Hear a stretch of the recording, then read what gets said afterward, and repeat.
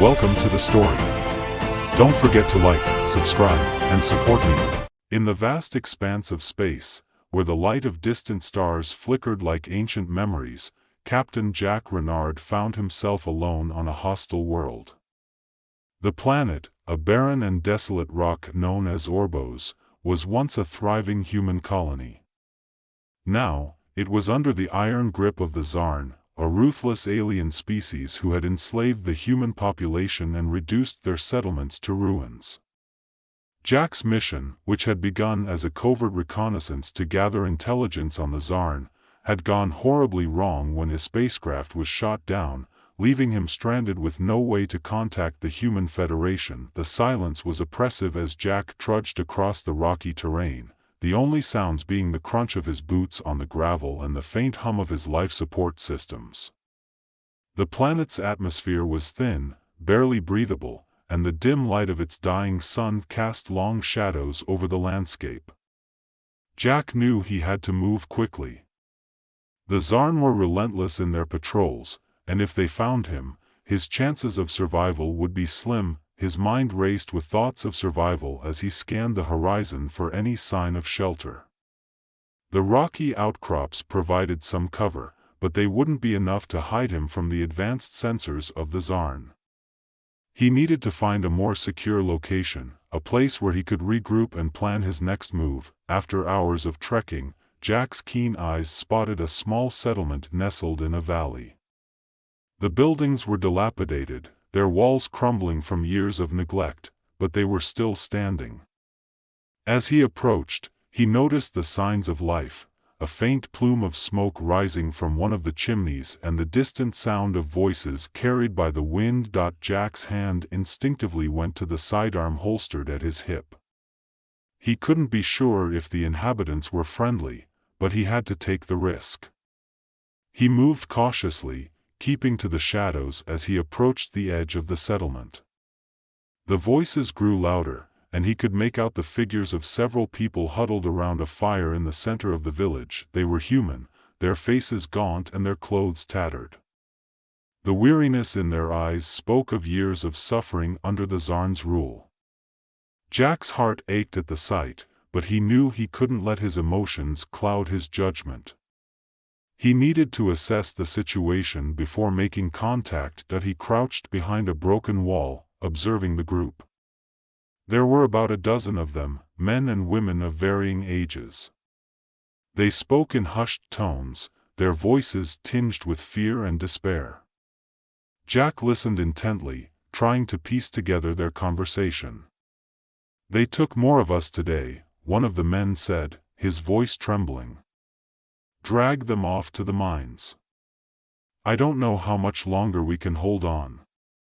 "We have to keep fighting," a woman replied, her voice firm despite the desperation in her eyes. "We can't let them break us." "They've already broken us," another man muttered.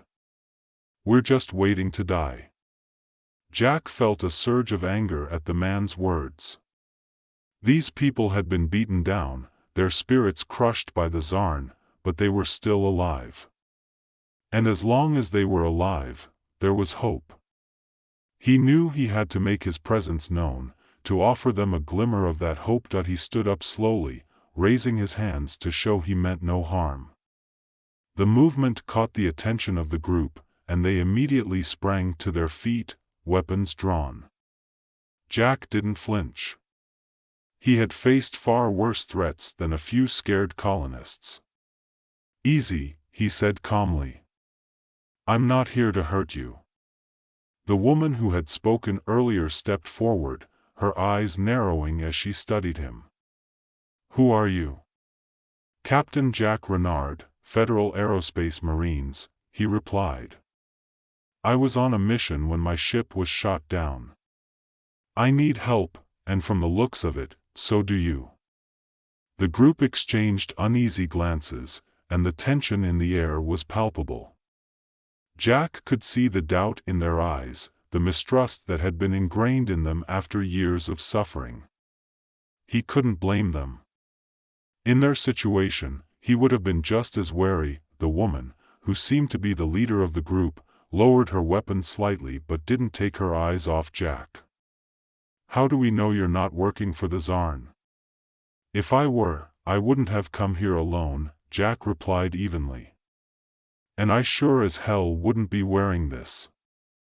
He gestured to his uniform, the insignia of the Federation clearly visible on his chest. The woman hesitated for a moment before nodding slowly. "All right, Captain. You can stay, but don't think for a second that we trust you." "Fair enough," Jack said, lowering his hands. "I'm not asking for trust, just a chance to help." The group relaxed slightly, though their eyes remained wary. Jack knew it would take time to earn their trust, but he was willing to put in the effort. He had no other choice.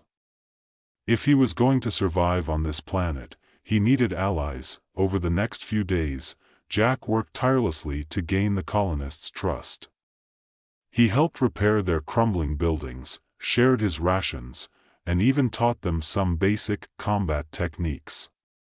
Slowly, they began to warm up to him, their initial mistrust giving way to a grudging respect. The colonists were a hardy bunch, but they had been pushed to their limits. The Czarn had stripped them of their dignity, their hope, and in some cases, their will to live. Jack could see the toll it had taken on them, but he also saw something else, a flicker of determination, buried deep beneath the layers of despair that he knew that if he could fan that flicker into a flame, they might have a chance. But it wouldn't be easy. The Czarn were a formidable enemy, with advanced technology and superior numbers. The colonists were outmatched in every way, but Jack had faced impossible odds before, and he wasn't about to give up now. One night, as the group gathered around the fire, Jack decided it was time to lay out his plan. He had been studying the Czarn's patrol patterns, mapping out their outposts, and identifying potential weak points. It was risky, but it was the only way. "We can't keep hiding forever," Jack said, his voice cutting through the silence. "The Czarn aren't going to stop until every last one of us is dead or enslaved. But I've been watching them, and I think we can hit them where it hurts." The colonists looked at him with a mix of apprehension and curiosity. The woman, whose name Jack had learned was Mara, spoke up. "What are you suggesting?" "A coordinated strike," Jack replied. "Small-scale, hit-and-run attacks on their outposts. We disrupt their supply lines, cut off their communications, and sow chaos in their ranks. If we can weaken them enough, we might be able to rally the rest of the colonists and launch a full-scale rebellion." There was a murmur of uncertainty among the group. The idea of going up against the Czarn head-on was terrifying, and Jack could see the fear in their eyes. But he also saw something else, a spark of hope, ignited by the possibility of fighting back. "It's a long shot," one of the men said, his voice trembling. "What if we fail?" "Then we die fighting," Jack said, his tone resolute. "But if we do nothing, we die anyway. I'd rather go down swinging than spend the rest of my life as a slave." Mara nodded slowly, her expression hardening with determination. "He's right. We've been living in fear for too long. It's time we took a stand." The group fell silent, each person weighing the risks and rewards. Jack could see the gears turning in their minds, the decision they were all grappling with. Finally, one by one, they nodded in agreement. "We're with you, Captain," Mara said, her voice steady. "Whatever it takes." Over the next several days, Jack and the colonists prepared for their first attack. They scouted the area, gathered supplies, and trained relentlessly. Jack taught them everything he knew about guerrilla warfare, how to move silently, how to set traps, how to fight as a unit. The colonists were quick learners, driven by a newfound sense of purpose. their first target was a small Zarn outpost located on the outskirts of the valley. It was a strategic location, serving as a supply depot for the larger garrison further to the north. Jack knew that if they could take out this outpost, it would send a message to the Zarn that the humans were not going to go down without a fight. The night of the attack, the group moved silently through the darkness, their hearts pounding with adrenaline. Jack led the way, his keen senses on high alert as they approached the outpost. The Zarn were known for their advanced technology, but they had grown complacent, underestimating the resilience of their human captives. As they reached the perimeter of the outpost, Jack signaled for the group to halt. He crouched low, scanning the area for any signs of movement. The outpost was lightly guarded, with only a few Zarn soldiers patrolling the area. It was the perfect opportunity to strike. Jack gave the signal, and the group moved into action. They took out the guards swiftly and silently, using the element of surprise to their advantage. Jack led a small team into the heart of the outpost, while the others set charges on the supply depots and communication towers. The fight was brutal, but Jack's training had paid off. The colonists fought with a ferocity. Born of desperation, striking down the Zarn soldiers with precision and efficiency. Jack's heart pounded as he navigated the narrow corridors of the outpost, his sidearm raised and ready. The Zarn, though physically imposing, were no match for the determination and tactical prowess of the human resistance. As they reached the command center, Jack motioned for his team to take up defensive positions. The door slid open with a hiss, revealing the Zarn commander, a towering figure encased in sleek, black armor. Its eyes glowed with a menacing red light, and Jack could feel the tension in the air as the alien assessed the intruders. Without hesitation, the Zarn commander lunged at them, its movements swift and deadly. Jack barely had time to react, dodging to the side as the alien's massive arm crashed down where he had stood moments before. The fight was on. Jack fired his weapon, but the Zarn's armor absorbed most of the impact. The commander roared in fury, swiping at Jack with razor-sharp claws. Jack ducked and rolled, his mind racing as he tried to find a weakness in the alien's defenses. His team opened fire, but the Zarn seemed almost impervious to their attacks. In the chaos, Jack spotted a control panel on the far wall. If he could disable the outpost's security systems, it might give them the edge they needed. He signaled to his team to cover him, then sprinted toward the panel, dodging the commander's attacks with every step. As he reached the panel, Jack quickly began overriding the system, his fingers flying over the controls. The Zarn commander realized what he was doing and let out a guttural snarl, charging at him with terrifying speed. Jack barely had time to finish the override before the alien was upon him. The lights in the outpost flickered, then went out completely. The hum of the security systems died, plunging the area into darkness. Jack felt the Zarn's claws graze his shoulder as he threw himself to the ground, narrowly avoiding a fatal blow. He rolled to the side and fired blindly, hoping to hit his mark. Suddenly, the commander's armor sparked and crackled, the power surge from the disabled systems frying its circuits. The alien let out a howl of agony as it convulsed, its once imposing form now twitching uncontrollably. Jack seized the opportunity, emptying his clip into the commander's exposed neck, where the armor was weakest. With a final shudder, the Zarn commander collapsed to the ground, lifeless. Jack took a moment to catch his breath, the adrenaline still coursing through his veins. His team gathered around him, their faces a mix of exhaustion and triumph. "We did it," one of them whispered, disbelief coloring his voice. Jack nodded, wiping the sweat from his brow. "We did. But this is just the beginning. The Zarn will retaliate, and we need to be ready." They quickly set the charges and retreated from the outpost, moving swiftly through the darkened corridors. As they reached the perimeter, the charges detonated, a series of explosions ripping through the facility. The night sky lit up with fire as the outpost was reduced to rubble. Back at the settlement, the mood was somber yet resolute. The victory was a significant one, but Jack knew it would be short-lived if they didn't act quickly. The Zarn would soon realize what had happened, and their response would be brutal. Over the following days, Jack worked tirelessly with the colonists to prepare for the inevitable counterattack. They fortified their defenses, trained relentlessly, and scouted the surrounding areas for any sign of the Zarn's movements. The initial success had bolstered their morale, and Jack could see the change in the people around him.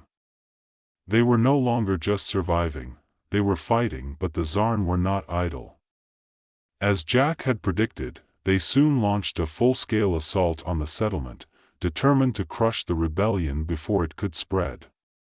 The attack came at dawn, with the alien forces descending upon the valley like a swarm of locusts. Jack led the defense, directing the colonists with the precision of a seasoned commander.